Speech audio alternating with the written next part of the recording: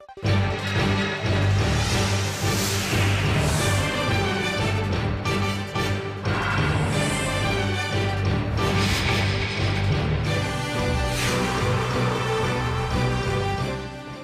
is Friday. It is the 23rd of May. I'm Moon Gun-young. This is Arirang News live from Seoul. Our top stories today. President Park Geun-hye orders her military to bolster vigilance against North Korea during a security ministers meeting. Now, she expressed strong regret over the North's latest provocation at a time when the South is grieving from last month's ferry disaster.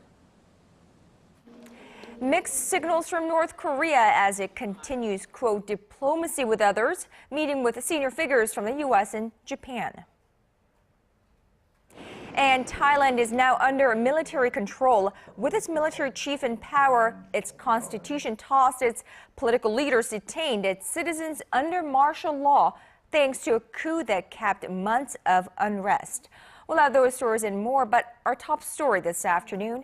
President Park Geun-hye held a meeting with her security-related ministers this Friday, following North Korea's shelling across the western maritime border the night before.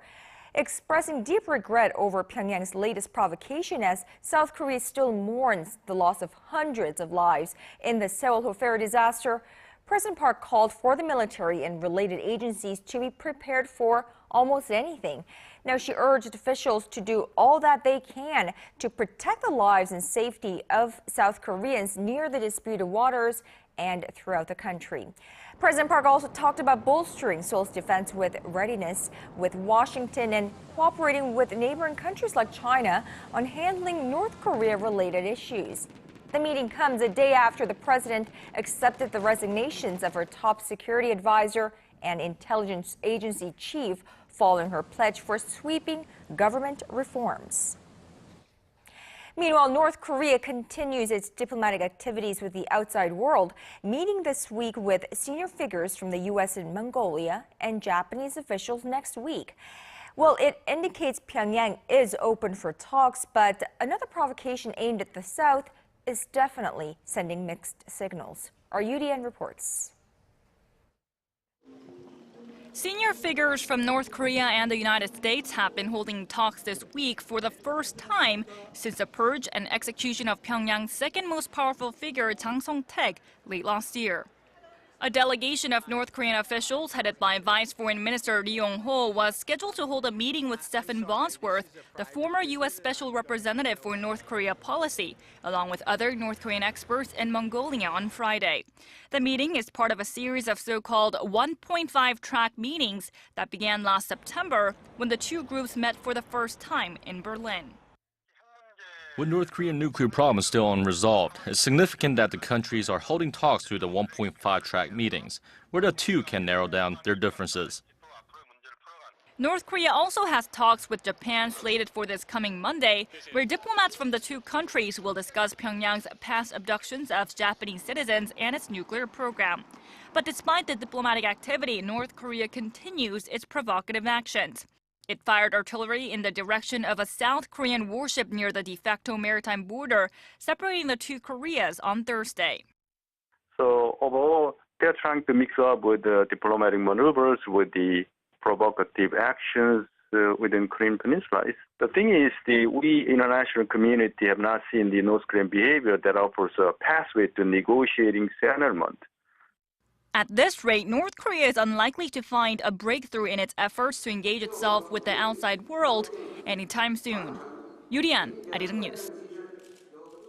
Now, Koreans voters head to the polls in less than 2 weeks' time for the June 4th local elections, where the public is widely expected to send a message to the ruling party over its poor handling of the Sewol-ho ferry disaster. But President Park Geun-hye's apology and a shakeup of her top advisors may have given the ruling party a boost. Our Park Ji-won reports. The failed handling of the Sewol-ho ferry disaster has hit the incumbent administration hard. Since the accident in mid-April, President Park Geun-hye's approval rating had been on a steady decline, dropping to 51% in the second week of May, according to public opinion research firm Realmeter. But the president's apology to the nation this week may have turned the tide.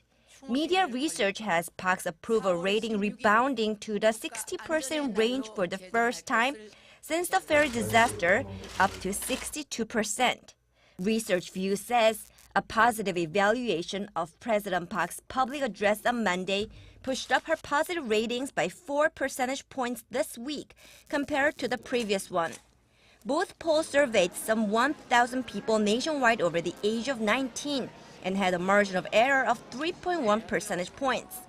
Political analysts say her appointing of reform-minded former Supreme Court Justice An Dae-hee as new prime minister and accepting the resignations of her top security advisors could also play a role in gathering conservative support at the elections.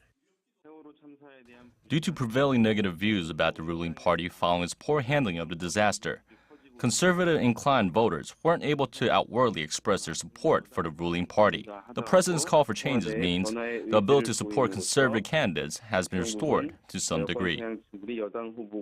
However, in a survey conducted by Research and Research, 40% of respondents said the ferry disaster affected their voting decisions, and nearly 60% of them said their support has shifted to opposition parties. Park Ji-won, Arirang News. Now on to the latest on the investigation into the ferry disaster. The authorities now consider the de facto owner of the ferry, Yu Byung-won, a fugitive after he failed to show up for questioning multiple times. Investigators believe Yu, who is also leader of a religious cult, is hiding out in a devotee's home. Prosecutors say a number of houses and apartments are now under 24-hour surveillance, and they are warning that anyone found helping the ferry owner will also be punished for harboring a key suspect in the case. This comes a day after prosecutors were granted a warrant to detain Yu. Prosecutors have also offered a cash reward of 50 million won, or about $48,000 to anyone with information on his whereabouts. A cash reward has also been offered for information on his eldest son, Yoo Dae-gyun, who is on the nation's most wanted list.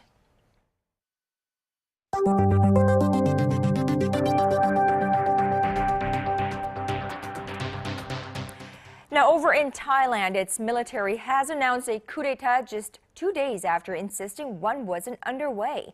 Global leaders have been quick to condemn the move, which has everyone wondering what might be next. Here's our Kwon So-ah.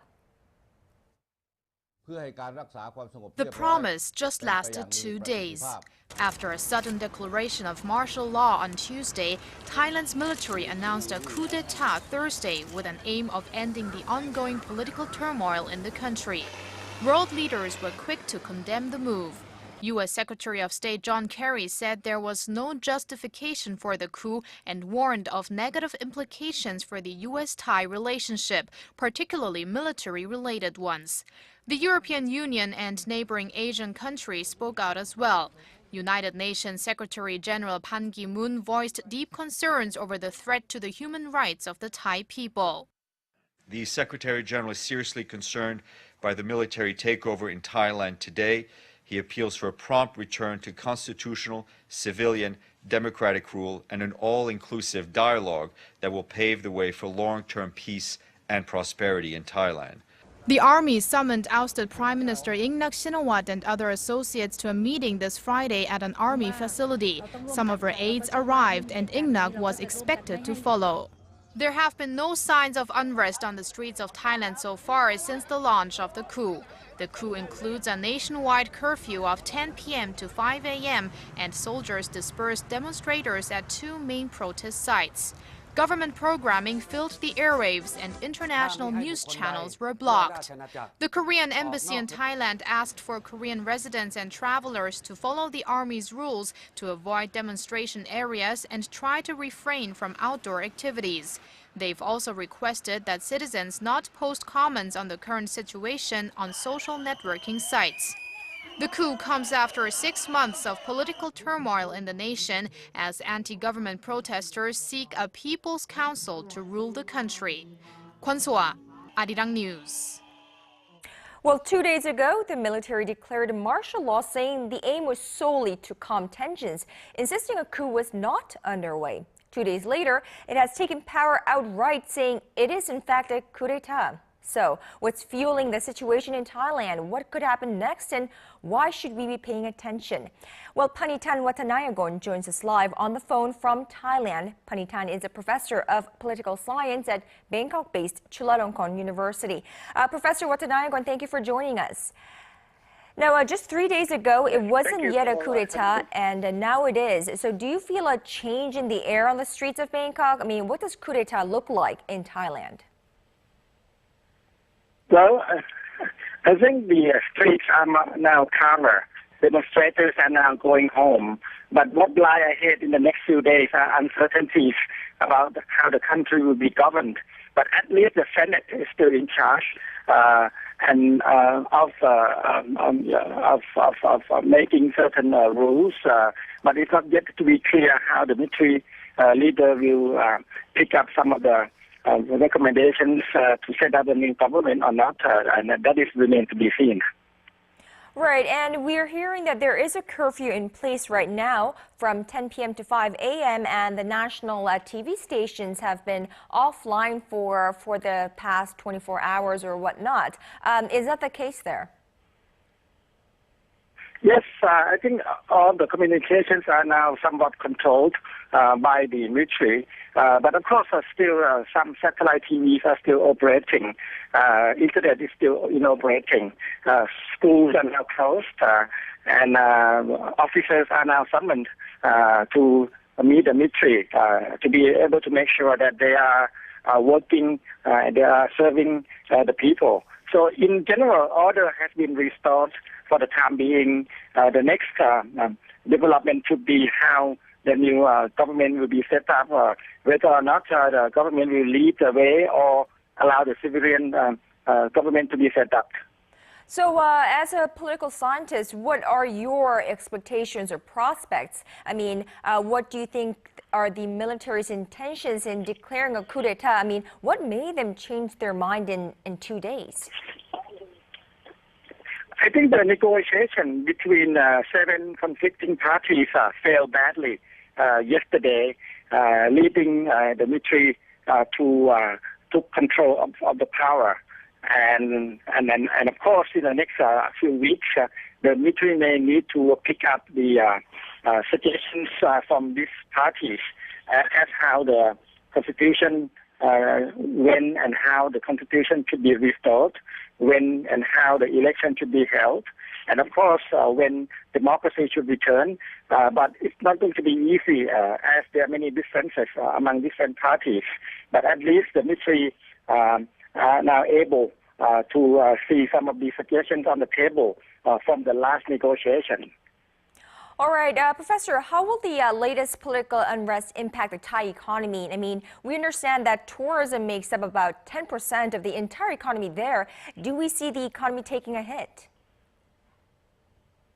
Well, I think short-term impact will be quite worrisome as the coup will have an effect on the short-term tourism. Some countries may not allow or may have issued warning to their citizens not to come to Thailand in the short term. In the medium term, I think if the stability is installed, if the new ruling party can set up some kind of governance, I think the impact would be quite limited. In the long term, of course, Thailand will return to democracy, and of course, and growth should be resumed as potentials and capacity for Thailand to grow is still intact. All right, well, certainly an intense situation there nonetheless. Professor Panitan Watanayagon, many thanks to you for speaking with us. That was Professor Panitan Watanayagon, a political scientist at Chulalongkorn University, live for us from Bangkok.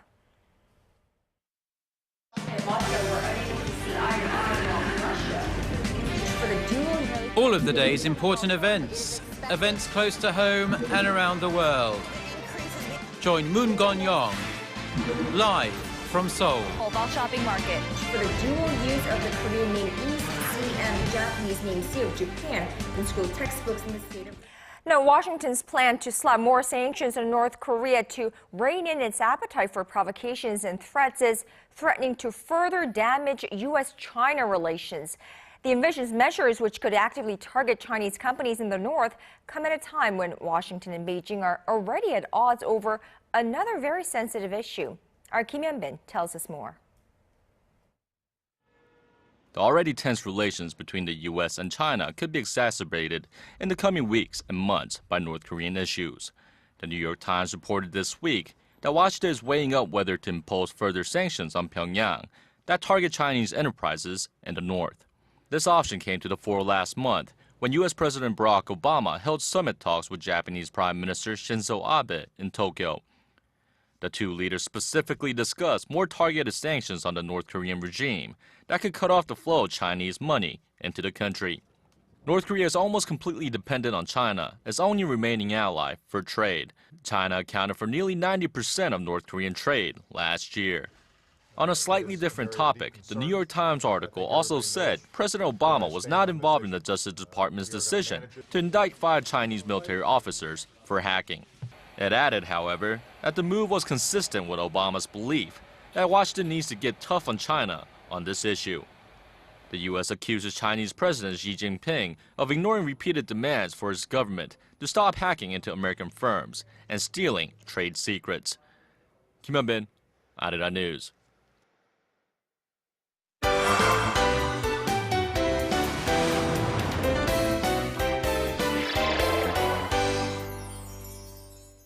Now, with only 2 days to go, this year's Cannes Film Festival is beginning to wind down.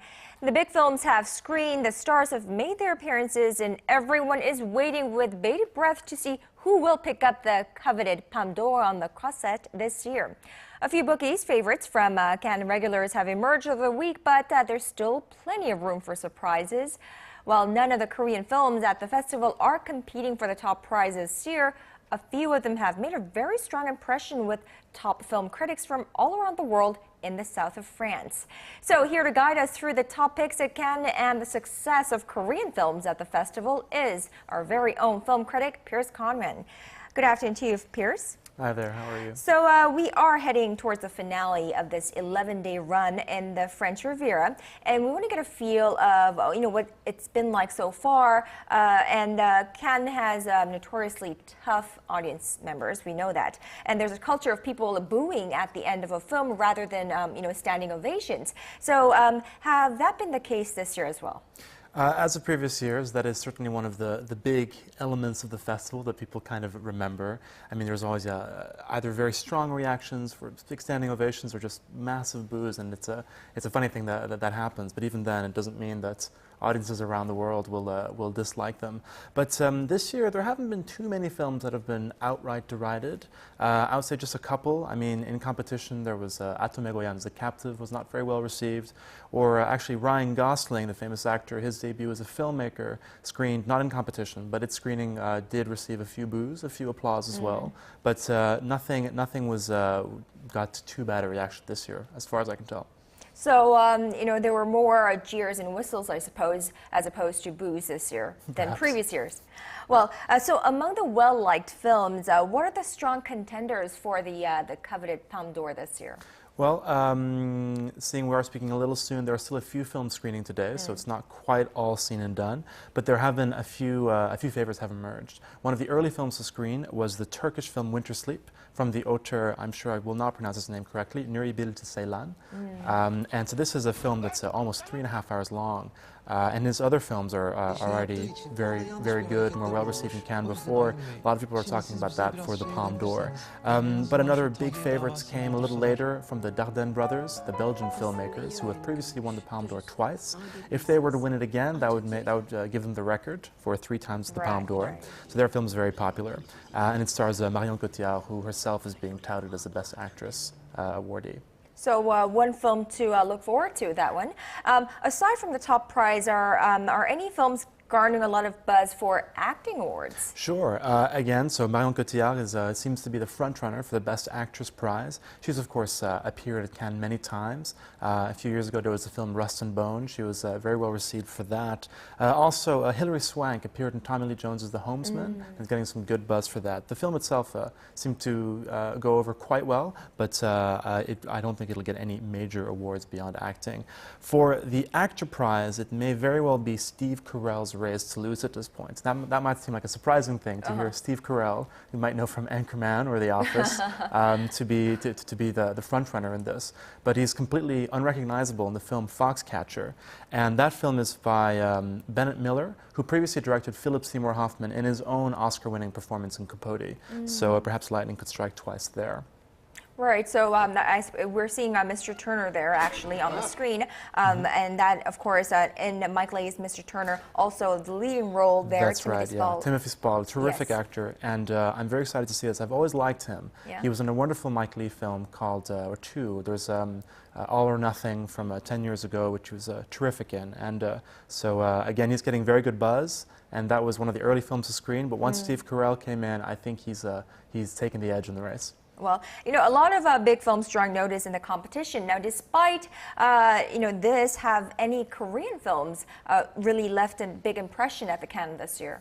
Certainly. Now, unfortunately, they're not in the competition this year, although that doesn't mean very much. You know, 18 films from around the world. It's not a big surprise that there aren't any from Korea. But the films that have screened include Dohia, or A Girl at My Door in English, which screened in Un Certain Regard. It got some very strong reviews. Stars Bae-doona and Kim Se-ron, and it's produced by Lee Chang-dong. Lee Chang-dong, of course, has been at Cannes many times before, as has Bae-doona, actually. And so that film is doing very, very well. But even more successful seems to be the action thriller A Hard Day, which will be coming out next week here. And that film has gotten unanimously glowing reviews from critics, and I'd have to agree. In fact, both films are terrific, and I'm glad that they found an audience in Cannes. Right, what about the Target? I mean, we've been hearing a lot about that, and the Target is actually playing at the cinemas here right now. Any appraisal there, or what? The Target just screened yesterday, and it's gotten kind of a lukewarm response. It's people are calling it kind of a serviceable thriller, which I'd have to agree with. And the film has been very successful here in Korea, so its reaction at Cannes is somewhat moot at this point. But I wonder, the film is a remake of a French film thriller called Point Blank, so perhaps the French connection helped get it into the lineup this year. Anything else that we should know of that we'd like to know from the Croisette? Well, there's always a million things going on there. You know, the stars make their appearances, there's various parties, and of course there's the Cannes film market. On the Korean side of things, of course, Jeon Do-yeon is taking part in the jury. The actress Song Hye-kyo appeared on the Croisette to support her new Chinese blockbuster, The Crossing, directed by John Woo.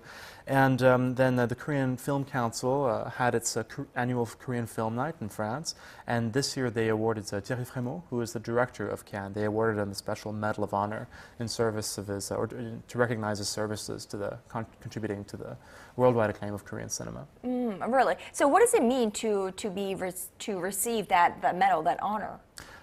It's a medal awarded by the government itself, and it essentially the Korean means, government. Yes, yeah. And so it essentially means that, and it was awarded by Kim Dong-ho, who was the former director, the guy who founded the Busan International Film Festival, and now is the chairman of the Presidential Committee for Culture.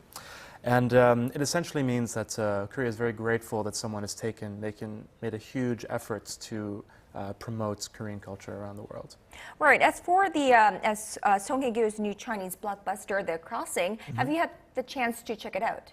That film won't be coming out for a while. It'll be a big winter release. It's going to be probably a huge hit in China, and I wonder, it could do very well here. Of course, Song Hye-kyo is in it. She was also in Wang Gaoyi's The Grand Master, so it's her second big Chinese film. And John Woo's previous films like Red Cliff were very popular here in Korea.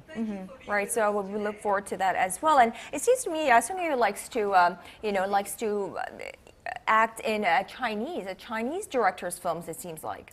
Yeah, I mean, she's been approached by really big filmmakers. It's no surprise that she hasn't turned them down. And she's obviously very glamorous. You know, a beautiful woman that has gotten a lot of people interested in her. I think I mean, she had her K-drama, a very famous one, Full House, with the star Rain, which was very popular in China many years ago. So she's well remembered by audiences there. Well, a few more days to enjoy the sun there, and of course the stars and the films, the brilliant films that will be featured at the Cannes. And although we would like to be there, I mean, we didn't feel like we missed out a lot thanks to you, Piers, and we hope to see you another great coverage next week. Thanks very much. Look forward to it.